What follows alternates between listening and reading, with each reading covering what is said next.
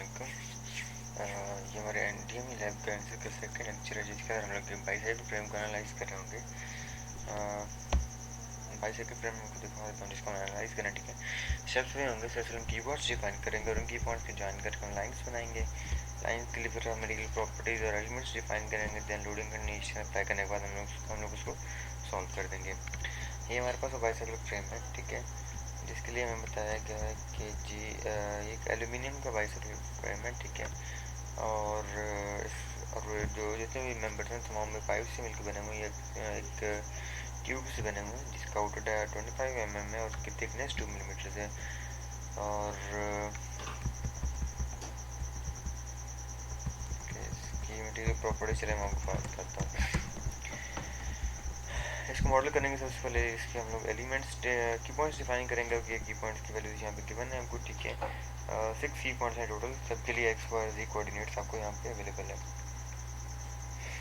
So let's start. सबसे पहले की पॉइंट्स डिफाइन करेंगे, उसके लिए आप आएंगे प्री प्रोसेसर में। यहाँ पे मॉडलिंग का की पॉइंट्स और वहाँ पे इनएक्टिव कोऑर्डिनेट सिस्टम। अब यहाँ पे आप की पॉइंट नंबर 1 डिफाइन करेंगे, दैट इज 0, y1 0 और y1 is 3 to 5।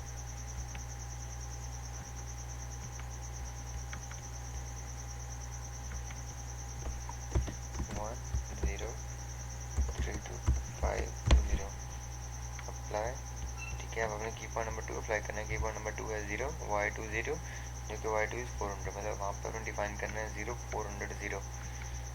Second point आ जाएगा 0 400 0, ओके। देन की point number 3 x1 y2 0, x1 is 500, y2 is 400 और z 0।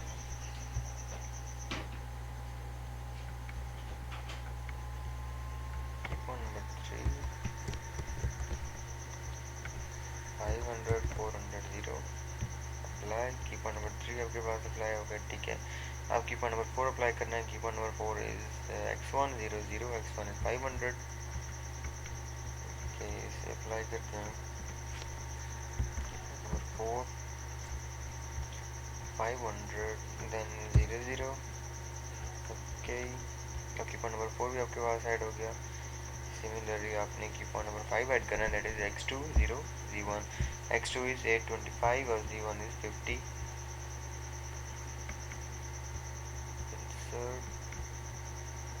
की पॉइंट नंबर 5 825 0 और 50 अप्लाई। सिमिलरली की point number 6 is 8250 minus 50, last पे okay कर देना आपने। अब आपके पास तमाम की पॉइंट्स ऐड हो गए। हमने 6 की पॉइंट्स ऐड किए हैं, जबकि यहाँ पे आपको 5 विजिबल है। अब यहाँ जहाँ पे 5 लिखा हुआ है वहाँ पे अगर आप देखते हैं तो वहाँ पे 2 की पॉइंट है, 5 और 6 दोनों सेम प्लेस पे हैं। उन दोनों को डिफरेंट वे से देखने के लिए आप यहाँ पे राइट साइड बाइसोमेट्रिक व्यूज का ऑप्शन उसको सेलेक्ट कर लेंगे। अब आप इन तीनों को 3D में देख सकते हैं। अब आपने इनको ज्वाइन करके सिमिलर स्ट्रक्चर बनाना है, जिस तरह का यहाँ पर 1 2 3 4 5 6, ओके। क्रिएट करने की पॉइंट्स नीचे आपका नेक्स्ट पोर्शन लाइंस का, लाइंस अगेन लाइन, वहाँ पे स्ट्रेट लाइन कर लें, इनएक्टिव कोऑर्डिनेट्स कर लें, सेम है।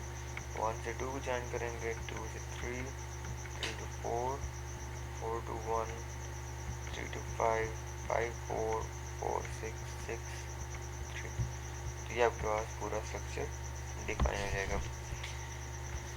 इसके बाद अपने इसके एलिमेंट टाइप डिफाइन करनी है। एलिमेंट टाइप के लिए आप आएंगे प्री प्रोसेसर के बाद नेक्स्ट टाइप है आपके पास एलिमेंट टाइप, वहाँ पर आएंगे add edit delete, then again add.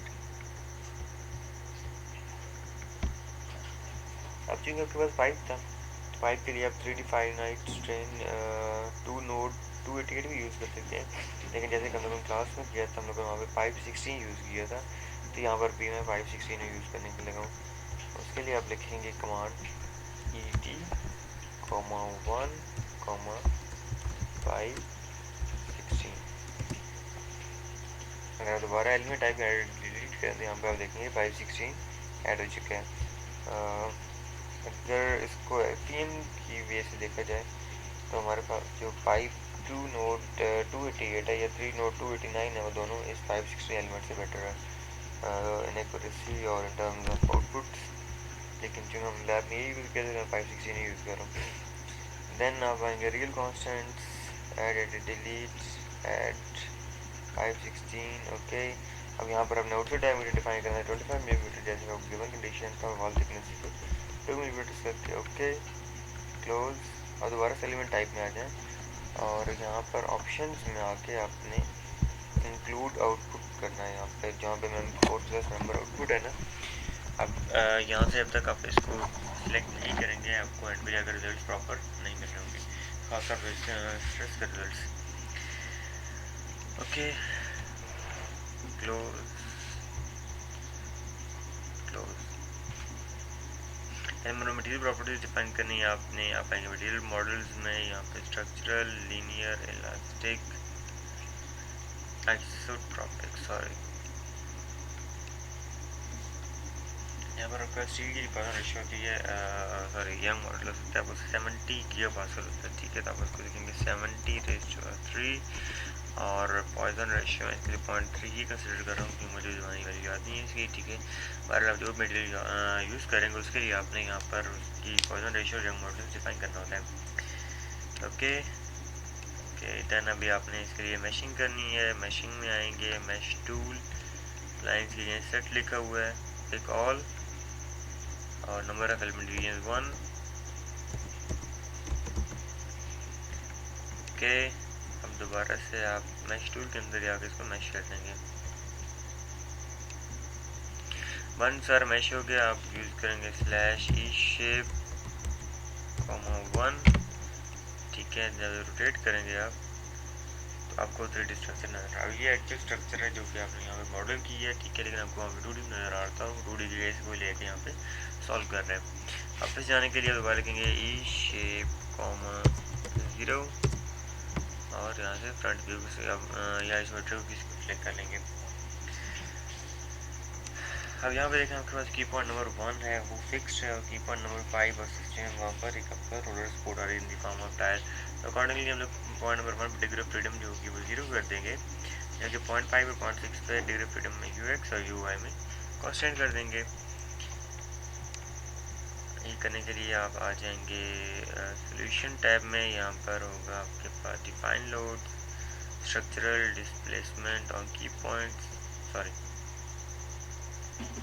अच्छा अब यहाँ पे तमाम की पॉइंट्स यहाँ बटन हो चुके हैं, ठीक है। अगर आप उनको शो करना है तो आप आएंगे प्लॉट कंट्रोल में नंबरिंग और यहाँ पे की पॉइंट नंबर को ऑन कर देंगे तो वो सब शो हो जाएंगे आपको।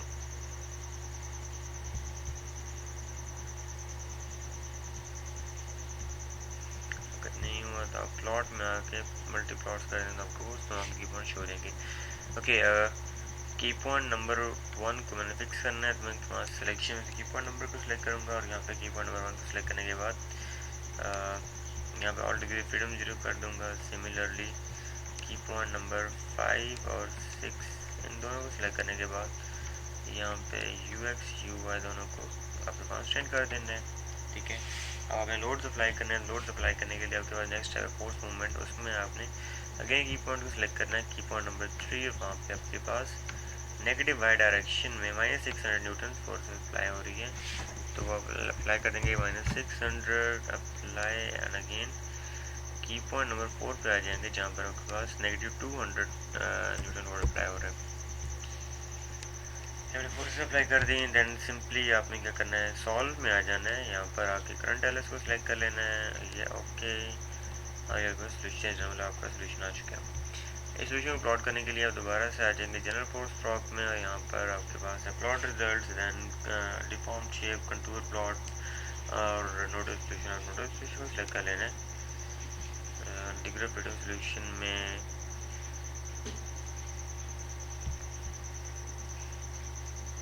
डिस्प्लेसमेंट वेक्टर्स हम प्लॉट कर रहा हूँ और यहाँ पर आपको मैक्सिमम डिफ्लेक्शन जो है वो उसी पॉइंट मिल रही है जहाँ पर आपके पास मैक्सिमम लोड था और वो वैल्यू है 0.122493 मिलीमीटर जो कि नेग्लिजिबल है और आप कह सकते हैं आपका डिज़ाइन ये बिल्कुल सेफ होगा।